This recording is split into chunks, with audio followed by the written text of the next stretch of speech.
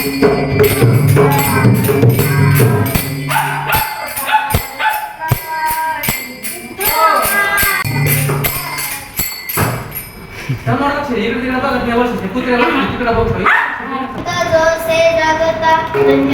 पिता तयाचिया पुढे कन्या पुत्र होतील साजिक तयाचा हरिक वाटे देवा मध्ये सांगतायत ज्याला आपलं हित कळलं काय महाराज अभंगामध्ये सांगतायत ज्याला आपलं हित कळलं जो आपल्या हितासाठी जागला त्याच्या आई वडील खरंच खूप धन्य आहेत.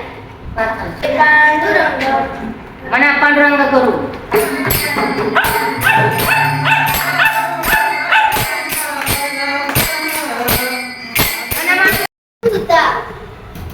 धन्यता कुणाला मिळाली तर ह्याच्यात धन्यता आई हेच मार्गाने अभंगाच्या दुसऱ्या चरणात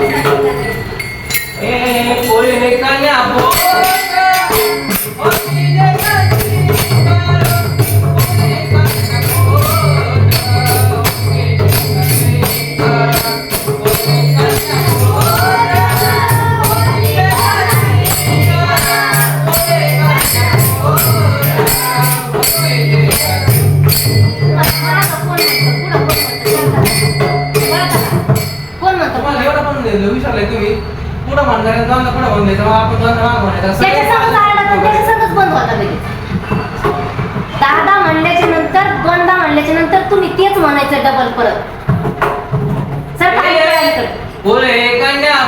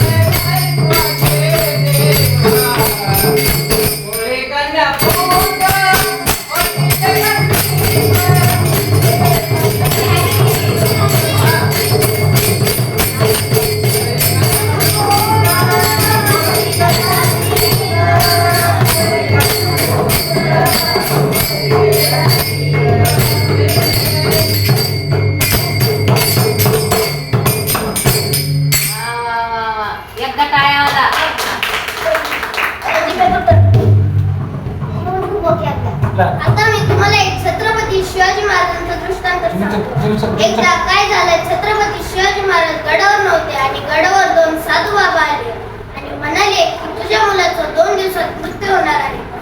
हे ऐकताच आऊसाहेब घाबरल्या आणि सांगा आणि तातडीने महाराजांना बोलून घेतलं. महाराज आले तेव्हा त्या ठिकाणी 2 साधू बाबा बसले होते आणि ते म्हणत होते तुझ्या मुलाचं 2 दिवसात मृत्यू होणार आहे. तुझ्या मुलाचं 2 दिवसात मृत्यू होणार आहे. महाराजांनी थोडा विचार केला आणि घोड्यावर बसून देहूला निघाले. ते निघाले देहूला. तर मग देहूला पोहोचताच कळालं मग त्यांना तर तुकोबारायांचं कीर्तन ऐकायचं होतं. मग त्यांनी आजूबाजूला थोडी चौकशी केली आणि त्यांना कळलं की तुकोबारायांचं कीर्तन बाजूच्या टाळगावाकडे चाललं. तर ते परत घोड्यावर बसले आणि टाळगावाकडे निघाले. परत टाळगावाकडे निघाले आणि कीर्तनात जाऊन बसले.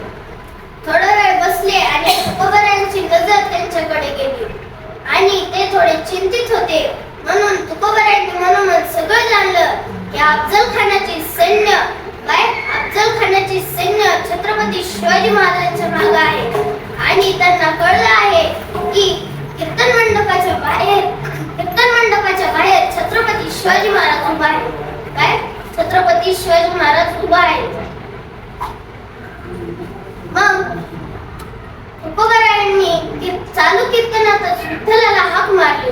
तर विठ्ठलाला काय हाक मारली? विठोबा रुक्माई. विठ्ठल माझा बोला बोला. विठ्ठल विठ्ठल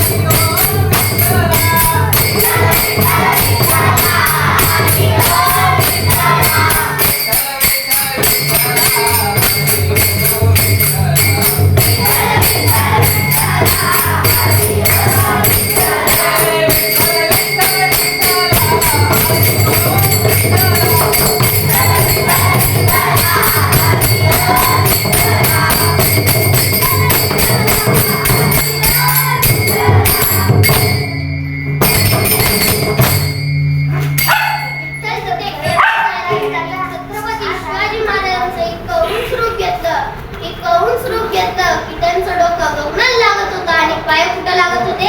पाय खाली पाताळाला लागत होते. आकाशाला डोळे.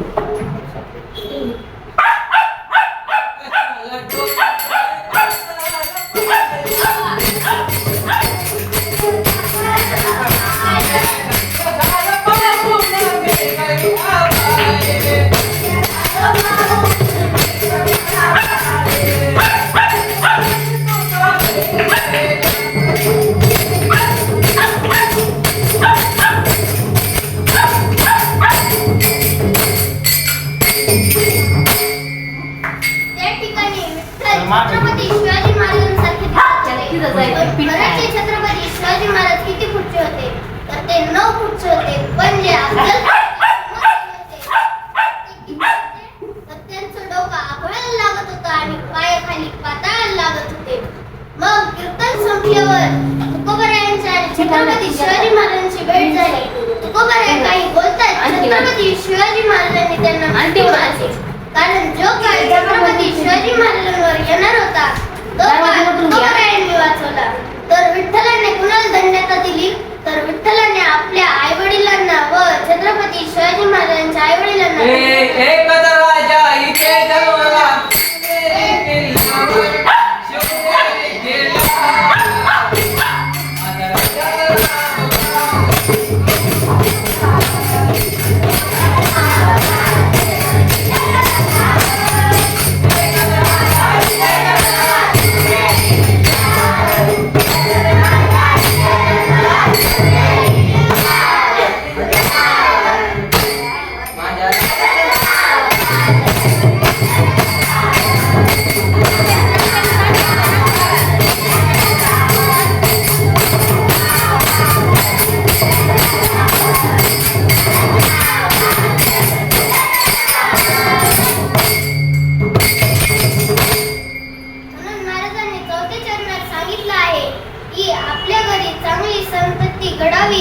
आणि आपल्या घरी धार्मिक व सात्विक मुलांची संस्कृती घडावी. आज या ठिकाणी नवरात्र भाग्यवंत घरी त्याप्रमाणे भाग्यवंत घरी भजन कीर्तन.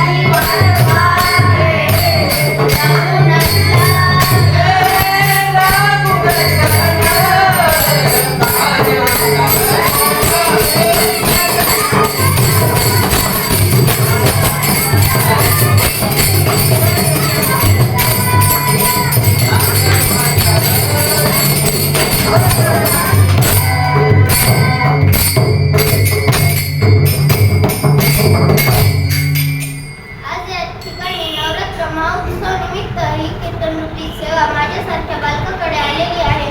मला सेवा देणाऱ्या माझ्या गुरुवर्य सौ सविताताई महाराज गवंडे आणि टाळकरी विनेकरी श्रोता मंडळी आणि मृदुंगाचार्य आणि माझ्या जमलेल्या बालमित्रांना मी धन्यवाद देतो आणि तुकोबारायांच्या चरणी व माझ्या आईवडिलांच्या चरणी या कीर्तन सेवेला पूर्ण विराम देतो. ज्ञानेश्वर